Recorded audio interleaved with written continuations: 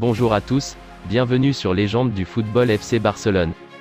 Après avoir perdu, lors de la trêve internationale, Koundé, Bellerin et Araujo, l'entraîneur du FC Barcelone doit se creuser les méninges pour trouver une option au poste de latéral droit, avant le déplacement du côté de Mallorca, samedi soir, 21 h. Le véritable casse-tête de Xavi avant Mallorca que Sergi Roberto, l'option la plus logique.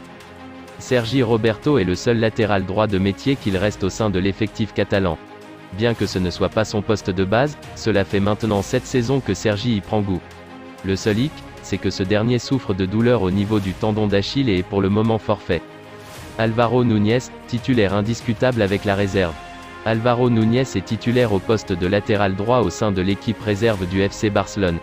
Du haut de ses 22 ans, il a rapidement su gagner la confiance de son coach, Rafa Márquez, et a disputé tous les matchs cette saison. Selon Mundo Deportivo, le jeune Espagnol serait prêt pour jouer contre Mallorca samedi soir.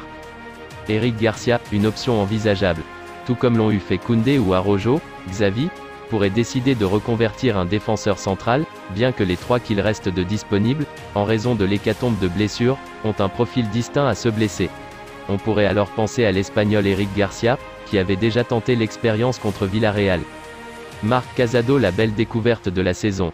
Marc Casado évolue au milieu de terrain sous les ordres de Rafa Márquez, mais le jeune Espagnol a déjà été reconverti en défenseur central et latéral droit.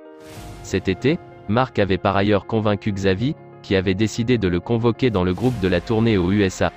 Mieux, face à Olo, il avait grappillé quelques minutes, en tant que latéral droit. Álvaro Sanz, l'option suggérée par Rafa Márquez.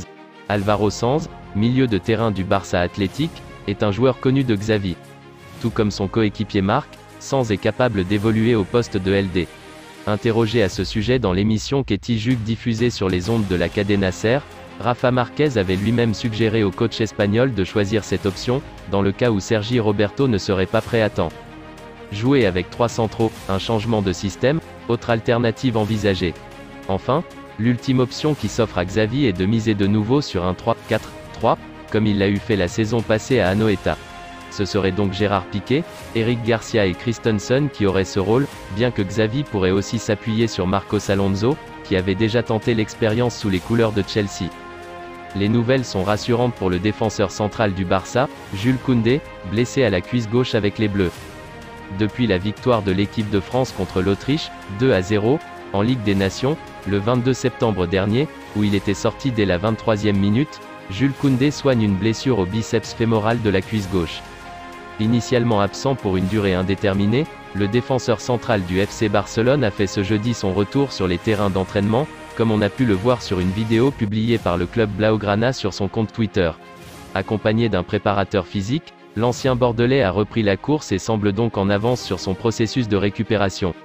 Il pourrait donc être remis sur pied à temps pour le Classico contre le Real Madrid, le 16 octobre prochain.